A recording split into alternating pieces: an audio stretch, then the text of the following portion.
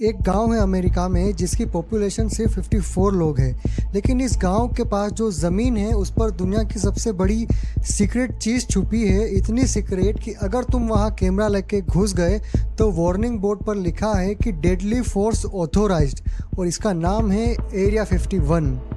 और आज इस वीडियो में हम जानेंगे कि वहाँ सच में चल क्या रहा है, एलियंस या कुछ और भी ज़्यादा दिलचस्प।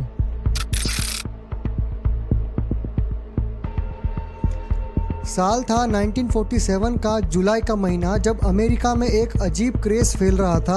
हर तरफ लोग कह रहे थे कि उन्होंने आसमान में एक चमकती हुई फ्लाइंग डिस्क देखी है। सिर्फ 2 हफ्ते के अंदर देश के कोने कोने से रिपोर्ट्स आने लगती थी। एक पायलट केन्नेथ अर्नोल्ड ने क्लेम किया कि उसने 9 अनआइडेंटिफाई ऑब्जेक्ट देखे जो 2000 किलोमीटर की स्पीड से उड़ रहे थे। इतनी स्पीड जो तब किसी नॉर्मल प्लेन के लिए पॉसिबल ही नहीं थी। इसी क्रेज़ के बीच न्यू मैक्सिको के एक खेत में एक फार्मर विलियम ब्राज़ील को कुछ ऐसा अजीब मिला, टीन फॉइल जैसा मलबा, रबर के टुकड़े, प्लास्टिक की वुडन बीम्स। उसको समझ नहीं आया कि ये क्या है, लेकिन उसने सोचा कि शायद इसका कनेक्शन हो उस यूएसओ क्रेज़ के साथ। वो मलबा उठा के शरीफ के पास ले गया। खबर फैलते फैलते एक आर्मी ऑफिसर तक पहुंच गई, कॉलोनल विलियम ब्लैंकर्ड, जो रोजवेल आर्मी एयरफील्ड के कमांडिंग ऑफिसर थे। अगले दिन रोजवेल आर्मी एयरफील्ड ने एक स्टेटमेंट रिलीज़ की जिसने पूरे देश को हिला दिया। उन्होंने कहा कि हमें एक फ्लाइंग डिस्क मिल गया है। न्यूज़पेपर में हेडलाइन छपने लग गई। लोगों को लगा फाइनली प्रूफ मिल गया है। लेकिन सिर्फ एक दिन बाद आर्मी अपनी बात से पलट गई। उन्होंने कहा कि गलती से हमने उसे डिस्क बोला, ये तो सिर्फ एक वेदर बलून था।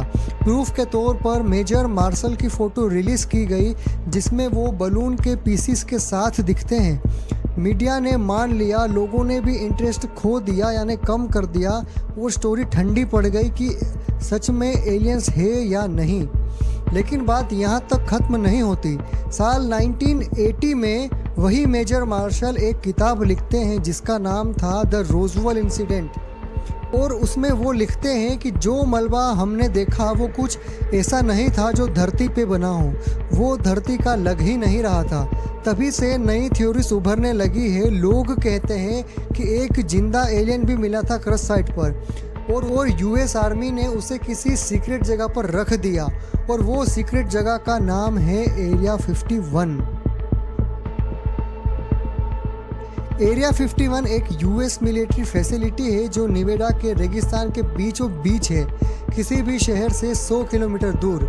यहाँ ट्रेस पासिंग करना तो अलाउड ही नहीं है, और बाहर वार्निंग बोर्ड्स लगे हैं कि जो कहते हैं photography of this area is prohibited, और अगर कोई सस्पिशियस एक्टिविटी हो तो डेडली फोर्स से रिप्लाई किया जाता है।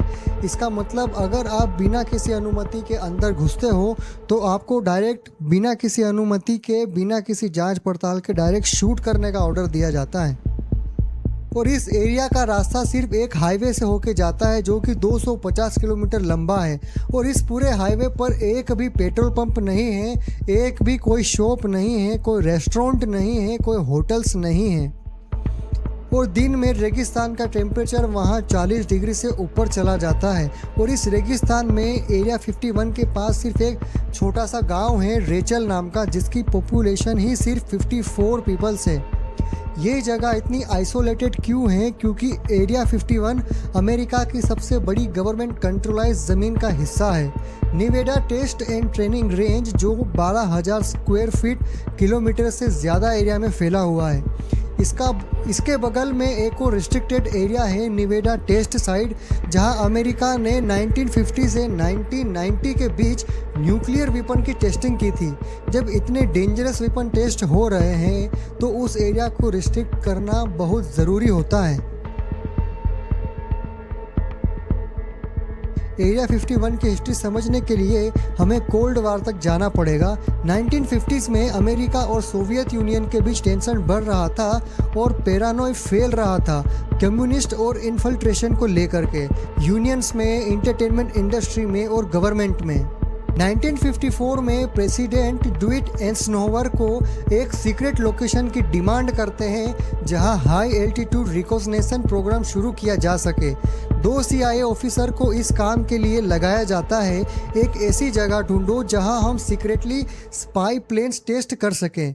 ऑथर एनी जैकबसन अपनी बुक में लिखती है कि कैसे उन्होंने एक ड्राई लेक बेड ढूंढा जिसका नाम ग्रूम लेक पड़ा, जो आज की दुनिया जानती है एरिया 51 के नाम से।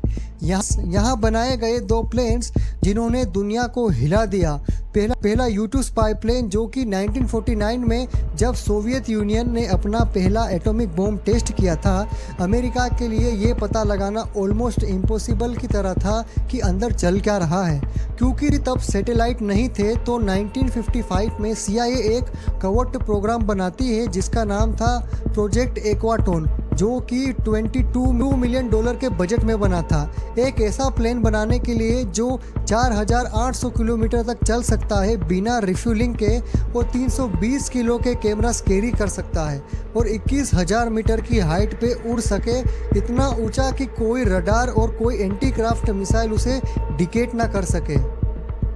अगले कुछ सालों तक अमेरिका काफ़ी सक्सेसफुल रहा सोवियत यूनियन पे स्पाइंग करने में इस प्लेन से, लेकिन मई 1960 में एक UA-2 प्लेन को मिसाइल से नीचे गिरा दिया जाता है सोवियत एयर स्पेस में, और CIA pilot Francis grey powers को बंदी बनाकर लिया जाता है। ये एक मेजर डिजास्टर बन जाता है। US इंटेलिजेंस के लिए अमेरिका को मजबूरन एडमिट करना पड़ता है कि वो स्पाइंग कर रहे थे। इसके बाद एक और प्लान बनाया जाता है जो बिल्कुल शटडाउन हो सकता था, लॉकहीड SR-71 ब्लैकबर्ड, जो आज तक दुनिया का सबसे फास्ट प्लेन है। इसकी स्पीड थी 3,400 किलोमीटर और ये 24,000 मीटर की हाइट पे उड़ सकता था।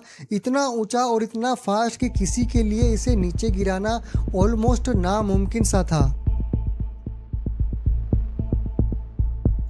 अब ज़रा सोचो, अगर तुम शाम को सनसेट के टाइम आसमान में देखो और ये अजीब सी दिखने वाले प्लेन्स इतनी हाइट पे इतनी स्पीड से उड़ रहे हो, तो सनसेट की रोशनी उन पर पड़ रही हो और चमक रहे हो, तो क्या तुम्हें यही लगेगा ना कि ये UFOs ही हैं? क्योंकि ऐसी अधिकतर वीडियो में दिखाया गया है कि एकदम से कोई स्पाइस जेट एकदम से स्पीड में जाता है चमकता हुआ, और लोग उसे रिकॉर्ड करके सोशल मीडिया पर बताते हैं कि वो एक तरह का UFOs है। ये एग्जैक्टली होता था, और CIA को ये बात बहुत अच्छे से पता थी कि US डिपार्टमेंट ऑफ डिफेंस की लैंग्वेज में इन्हें अनआइडेंटिफाई एरियल फिनोमिना कहा जाता है। CIA खुद इन कॉन्स्पिरेसी को थ्योरी को बढ़ावा देती थी, ना इन्हें डिनाई करती थी और ना ही कंफर्म करती थी। सोचने वाली बात है कि अगर गवर्नमेंट खुद एडमिट कर ले कि एलियंस एग्जिस्ट करते हैं, तो लोगों में कितना डर और पैरानॉर्मल फैल जाता है। इसलिए एक दिन बाद स्टेटमेंट दिया जाता है कि ये सिर्फ एक वेदर बलून था, क्योंकि UFO की कहानी सीक्रेट मिलिट्री प्लेन्स को छुपाने का परफेक्ट कवर अप था। 1970 में जब SR-71 की टेस्टिंग चल रही थी, तभी UFO रूमर्स फिर से जाग जाते हैं। लोगों को लगता है कि एलियन क्राफ्ट क्रैश हुआ था जिसमें बैठे एलियंस मर गए, लेकिन एक्चुअली फैक्ट हमें सिर्फ 1994 में पता चलते हैं। बॉब लेजर और स्ट्रोम एरिया 51, यहाँ एक नाम आता है जो एरिया 51 कॉन्स्पिरेसी थ्योरी को और फ्यूल देता है। बॉब लेजर 1981 में उसने क्लेम किया कि वो एरिया 51 के एक सीक्रेट सेक्टर S4 में काम कर रहा था, जहाँ एलियन स्पेसक्राफ्ट को रिवर्स इंजीनियर करने का काम हो रहा था। लेकिन जब इन्वेस्टिगेट किया जाता है तब पता चला कि उसने एजुकेशनल बैकग्राउंड ही फैब्रिकेटेड था। उसने क्लेम किया था कि उसने MIT से पढ़ाई की, लेकिन वो कोई ऑफिशियली रिकॉर्ड नहीं मिलता।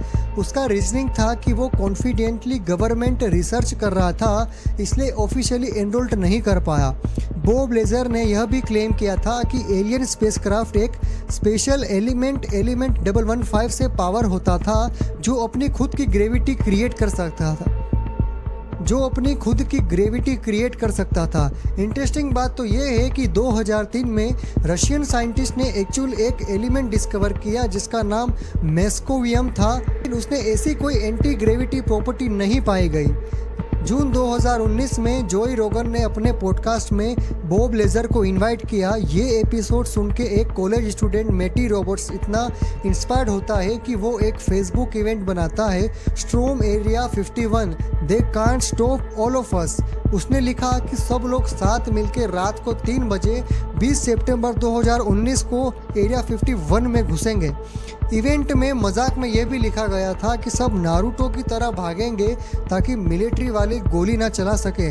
नारुतो को तो आप लोग सब जानते ही होंगे, एक एनिमी हीरो है जो इतनी स्पीड से भागता है कि जिसे कोई देख ना सके। और ये सिर्फ एक जोक इवेंट था, लेकिन अगस्त के एंड तक 2 मिलियन लोगों ने इंटरेस्ट क्लिक कर दिया। मैटी रॉबर्ट्स खुद डर गया जब देखा कि उसका मजाक इतना वायरल हो गया। उसने एक स्टेटमेंट निकाली कि ये सिर्फ एक जोक था, अगर कोई एक्चुअली अंदर घुसा है तो मेरी रिस्पॉन्सिबिलिटी बिल्कुल भी नहीं है। जब एक्चुअली दिन आया सिर्फ 6000 लोग एरिया 51 के पास पहुंचे और ज़्यादातर लोगों को पता था कि वहाँ कोई इंफ्रास्ट्रक्चर नहीं है, तो वो अपनी गाड़ियों में टेंट लेकर आए और बस पार्टी की। कोई एरिया 51 के अंदर नहीं गया, कोई प्रॉपर्टी डैमेज नहीं हुई, लेकिन लोकल शरीफ के अकॉर्डिंग इतनी पुलिस ऑफिसर को वहां लाने की कॉस्ट ही पड़ गई थी $3 लाख से ज़्यादा। जून 2013 में CIA पब्लिकली एरिया 51 के बेस को एक्नॉलेज करती है और उसकी सीक्रेट डिटेल्स को डीक्लासिफाई कर देती है। फ्रीडम ऑफ इंफॉर्मेशन एक्ट के अंडर, जो इंडिया के RTI एक्ट जैसा है, जनवरी 2017 में 13 मिलियन पेजेस की एक डीक्लासिफाइड डॉक्यूमेंट ऑनलाइन रिलीज किया जाता है और जनवरी 2021 में हज़ारों और डॉक्यूमेंट रिलीज होते हैं UFOs के ऊपर। सच ये निकला कि रोजवेल में जो मलबा मिला था वो असल में एक न्यूक्लियर सर्विलेंस बलून था जो प्रोजेक्ट मुगल के अंदर बनाया गया था, जिसका पर्पस था सोवियत यूनियन के न्यूक्लियर टेस्ट की साउंड वेव को बहुत दूर से डिटेक्ट करना। और जितने भी UFO साइट्स होते हैं उनमें से ज़्यादातर मिलिट्री ड्रोन्स होते हैं, या तो डिकोय फ्लेयर्स होते हैं, या तो कोई अननोन एयर इंफ्रास्ट्रक्चर होते हैं जो लोगों को गलती से UFO लगते हैं। US एयर फोर्स के प्रोजेक्ट ब्लू बुक ने कई UFO साइट इन्वेस्टिगेट की थी, हर बार टाइम नोट किया, फ्लाइट रिकॉर्ड से कंपेयर किया और ज़्यादातर रिकॉर्ड मैच हो जाते हैं एक्चुअली मिलिट्री फ्लाइट से। कोई एलियन नहीं, कोई स्पेसक्राफ्ट नहीं, सिर्फ एक देश का अपना सीक्रेट छुपाने का तरीका था ये सब।